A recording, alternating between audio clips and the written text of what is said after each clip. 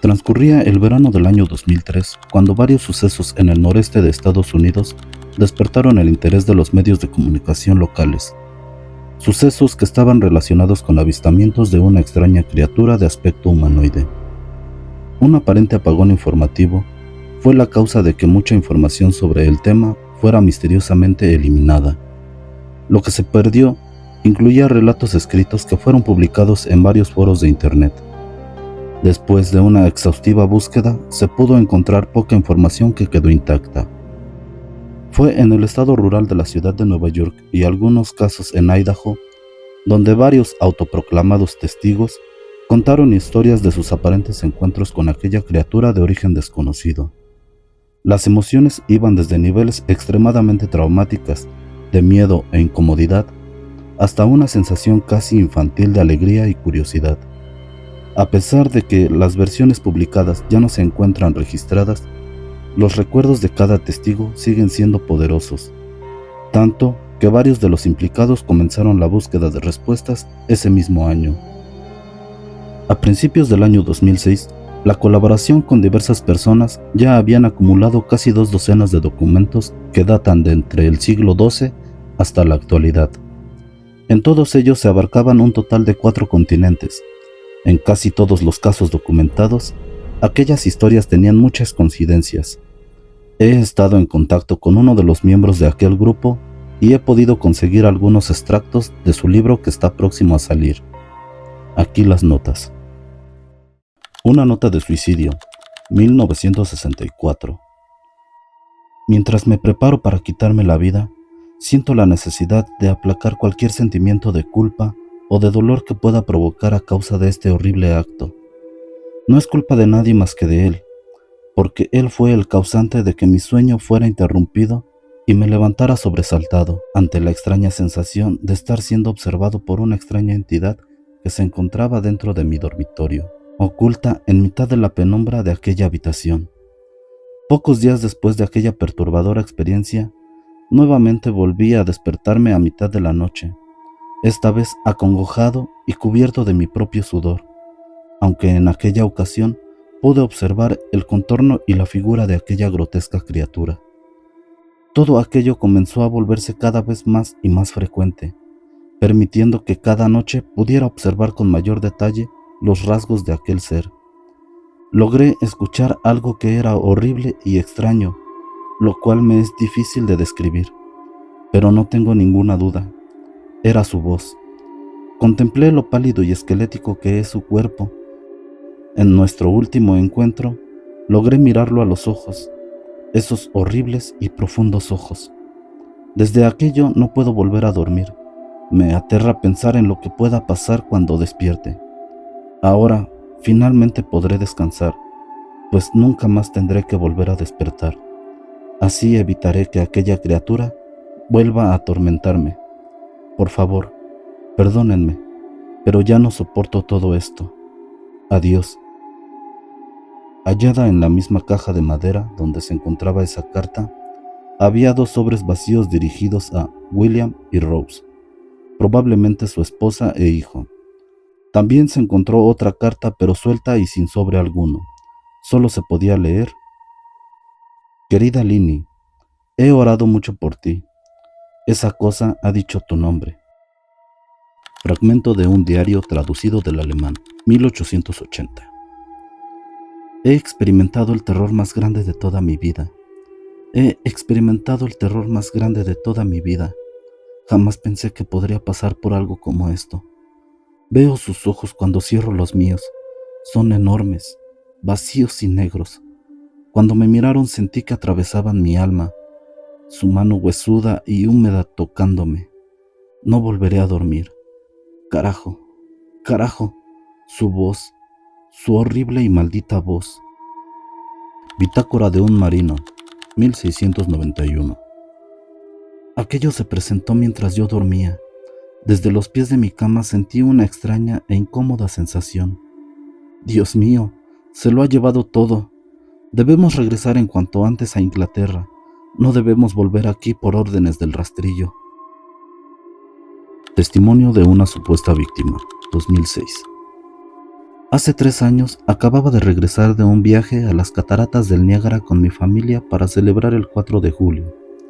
Todos nos encontrábamos agotados después de un largo día conduciendo, así que mi esposo y yo acostamos a los niños y nos fuimos a dormir. A eso de las 4 de la mañana, me desperté pensando que mi esposo se había levantado para ir al baño. Entonces aproveché el momento para poder coger algo más de sábanas, pero no me había dado cuenta de que mi esposo seguía ahí conmigo, envuelto con las sábanas que hace un momento había querido apropiarme. Me disculpé con él y le dije que creía que se había levantado a mitad de la noche para ir al baño, porque no había notado que seguía acostado. Cuando mi esposo volteó su mirada hacia mí, pude notar cómo comenzaba a jadear efusivamente y al mismo tiempo apartó los pies del extremo de la cama, tan deprisa que sus rodillas me golpearon con tal fuerza que por poco me tira de la cama. Entonces me tomó del brazo y se quedó en completo silencio. Después de que mi vista se adaptara a la oscuridad, fui capaz de ver la causa por la cual mi esposo tuvo aquella extraña reacción. A los pies de la cama, sentado y de espaldas a nosotros, había lo que parecía ser un hombre desnudo, o una especie de perro grande y sin pelo. La posición de su cuerpo era inquietante y antinatural, como si un auto lo hubiese arrollado o algo así. Por alguna razón, la reacción que tuve al instante no fue de miedo o terror, más bien me preocupé por su estado. En ese momento solo pensé en que debíamos ayudarle. Mi esposo, quien aún permanecía acostado en posición fetal, no dejaba de observar a aquel ser y solo por momentos dirigía su mirada hacia mí.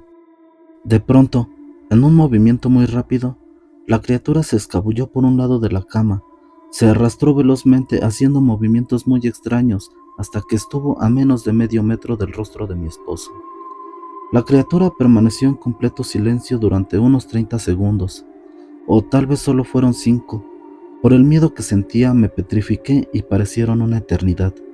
Esa cosa solo observaba a mi esposo. De un momento a otro, la criatura posó rápidamente su mano derecha sobre la pierna de mi esposo y salió disparado hacia el pasillo que llevaba justo a las habitaciones de los niños.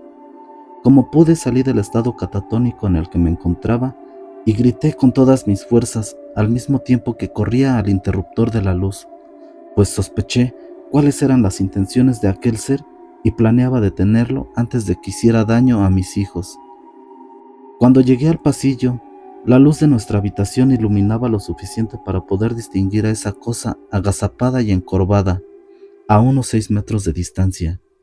Aquella criatura se dio media vuelta y se quedó mirándome fijamente. Entonces me di cuenta de que su pálido cuerpo estaba cubierto de varias manchas que parecían sangre. Accioné el interruptor que tenía a mi alcance para poder iluminar aquel pasillo y entonces logré observar cómo esa maldita cosa lastimaba y torturaba a nuestra hija Clara con esas largas y filosas garras. La criatura bajó corriendo las escaleras cuando se percató de cómo mi esposo y yo corríamos lo más rápido que nuestras piernas nos lo permitían para poder auxiliar a nuestra pequeña. Estaba muy mal herida y en un último momento de lucidez, antes de que su corta vida terminara, pudo decir sus últimas palabras. Él es el rastrillo. Esa noche, mientras mi esposo llevaba a nuestra pequeña al hospital, perdió el control del auto y terminó cayendo en un lago. Ninguno de los dos sobrevivió. Como vivíamos en una ciudad pequeña, la noticia se difundió rápidamente. La policía solo ayudó por un tiempo y hasta el periódico local también se interesó mucho. Sin embargo, nuestra historia nunca llegó a publicarse y los noticieros de la televisión local tampoco le dieron seguimiento. Durante varios meses, mi hijo Justin y yo nos alojamos en un hotel cerca de la casa de mis padres. Cuando decidimos regresar a casa, me di a la tarea de buscar respuestas. En eso estaba cuando finalmente localicé a un hombre en el pueblo vecino que tenía una historia similar a la mía. Cuando pude ponerme en contacto con él, comenzamos a hablar de nuestras experiencias. Él sabía de otras 2 personas en Nueva York que también habían visto a la criatura, a la cual desde ahora nos referiremos como el rastrillo o The Rake. Después de casi 2 años de búsqueda en internet y después de escribir cientos de cartas, al fin dimos con una pequeña recopilación de lo que creímos eran relatos donde se mencionaban al rastrillo. Ninguno de ellos daba grandes detalles, simplemente eran historias sin ningún tipo de evidencia o simples indagaciones que no llevaban a ningún lado. En uno de los diarios que examinamos, en las primeras 3 páginas se hizo una posible mención de lo que parecía ser aquella extraña criatura, pero jamás se volvió a mencionar. Cuando leímos el diario que escribió un marinero, este no dio una explicación detallada de su encuentro con aquel ser, solo que el rastrillo les exigió que se largaran, y esa fue la última anotación de aquel diario. Hubo muchos casos en los que el avistamiento de la criatura formaba parte de una serie de visitas a la misma persona. Asimismo, muchas personas aseguraban que aquella criatura les había hablado, justo como le ocurrió a mi hija. Esto hizo que nos preguntáramos si es que el rastrillo ya había visitado a alguno de nosotros antes de nuestro último encuentro con él.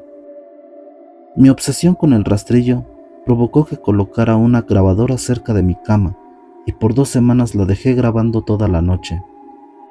Cada mañana al despertarme, revisaba minuciosamente cada grabación, específicamente los fragmentos donde mientras dormía producía sonidos un tanto extraños. Al final de la segunda semana, ya me había acostumbrado a todos los sonidos que hacía mientras dormía.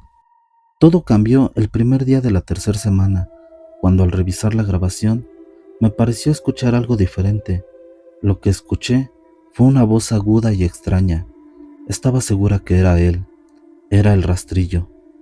Por más que me esforzaba, no lograba escucharla con suficiente claridad como para poder transcribirla. Aún no he dejado que alguien más escuche esa grabación.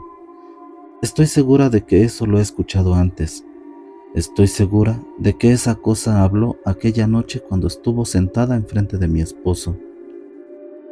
No recuerdo haber escuchado nada en ese preciso momento, pero, por alguna extraña razón, la voz de la grabación me regresa inmediatamente a esa noche. No dejo de pensar en todo lo que pudo pasar por la cabeza de mi pobre hija. Siempre que lo pienso, entro en un estado de alteración total. No he visto al rastrillo desde aquella noche que me arruinó la vida, pero sé que él ha estado aquí. Sé que me observa cuando duermo, acechándome desde aquel rincón oscuro de mi habitación. Estoy segura y temo que una de estas noches despertaré y lo veré ahí, mirándome fijamente.